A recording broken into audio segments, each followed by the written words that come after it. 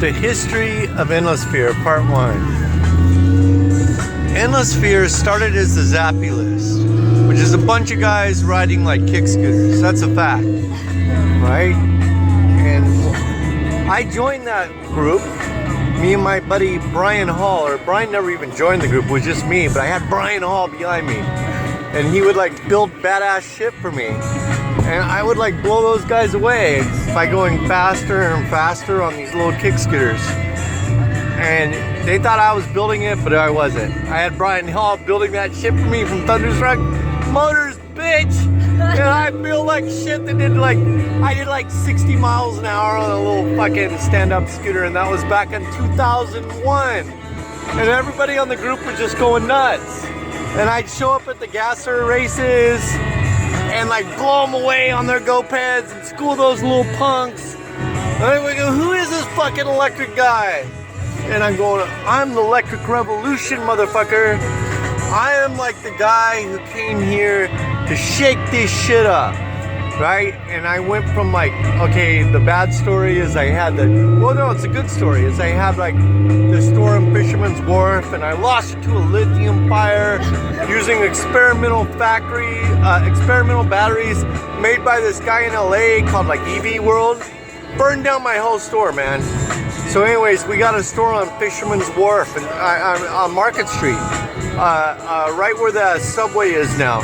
It's next to the Radio Shack on 5th and Market. And that became Extreme Green Machines, and the store took off, man.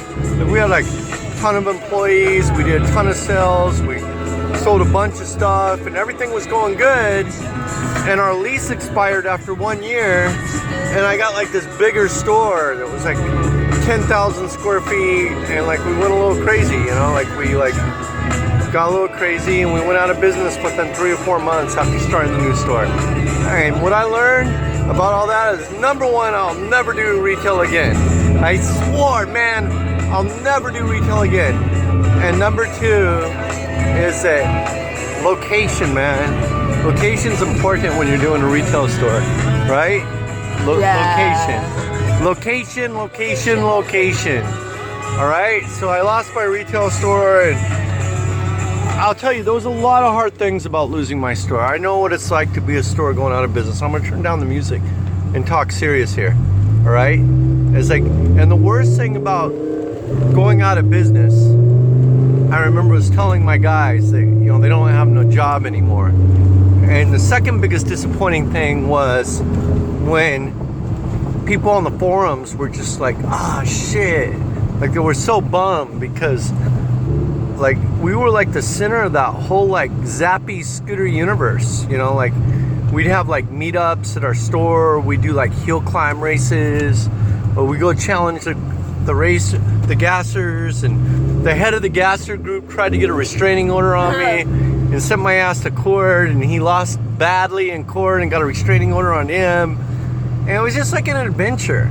And like we came in and everybody, that guy's crazy, because they're on there like, I mean, Zappies were like 12 miles an hour, and we came in like really like, hey, let's make this thing do 40, 50, 60. Like it was nonstop, you know? And really that was the beginning of Endless Fear. And this guy called Ken Tro came in, and he talked everybody into moving it off the Yahoo list, off the Zappy list, onto his V is for Voltage forum. And that's the second chapter. Oh my God, I remember those Yahoo mailing forum things. Yeah, it went to like V is for Voltage, a forum there, and he took control of it. And basically, Endless Fear started because of the over moderation. Like people, Ken Tro was getting a little aggressive on the moderation. You know, he was getting too crazy. And Endless Fear was started because of over moderation, right? Endless Fear is like a free place, like, you know what I mean? And so this guy NightMB, he donated the server space, and Rich Fector actually ran it and built it. And that's what people don't understand, because Fector is such a nice guy, he never takes credit. That guy built Endless Fear, and he's still there. NightMB was never there, guys. He was there in the very beginning for like the first 2 weeks, and then he was gone, right? And then Rich Fector ran it. He's been running it ever since. the whole time. So anyways, that's the story of Endless Fear and how it began. And it began on kick scooters, not electric bikes, not badass electric bikes, on really slow kick scooters, and how we could hack them and make them a little faster. That's it. We do like little voltage switches that would bypass the controller and give it straight voltage because we were using brush motors back then. Or we do stuff like run 48 volts to a 24 volt bad C. Or we do stuff like, like electric bikes weren't even on the scope then. Because, I mean, to be honest, electric bikes were so bad. Like, they were so bad. Nobody would be seen on one. Like, you know what I mean? Like it was a joke. And the coolest thing going was GoPed scooters. And what we did was we tried to make scooters that would outrun those GoPeds, and we did it. Like, they had to put a restraining order on me to keep me from showing up to their like hill climb race. But then we did our own hill climb race, and we invited all the gassers, and we had shit that went 70 miles an hour to show up to that hill climb race. And you know what? That's the beginning of Endless Fear, and I was involved with it. Like, I was really involved with it. My store, like, we were the only business back then that was focused on this stuff. Like, and that's how come when I came back, that was 2001, year 2000, 2001. And when I came back in 2010 and joined Endless Fear after a long break, they thought I was a newcomer, right? And they still kind of think of me as that. But no, man, I was always there. That's what they don't get. I was always there. And that's why I get so pissed. Like, I stood up to all those guys.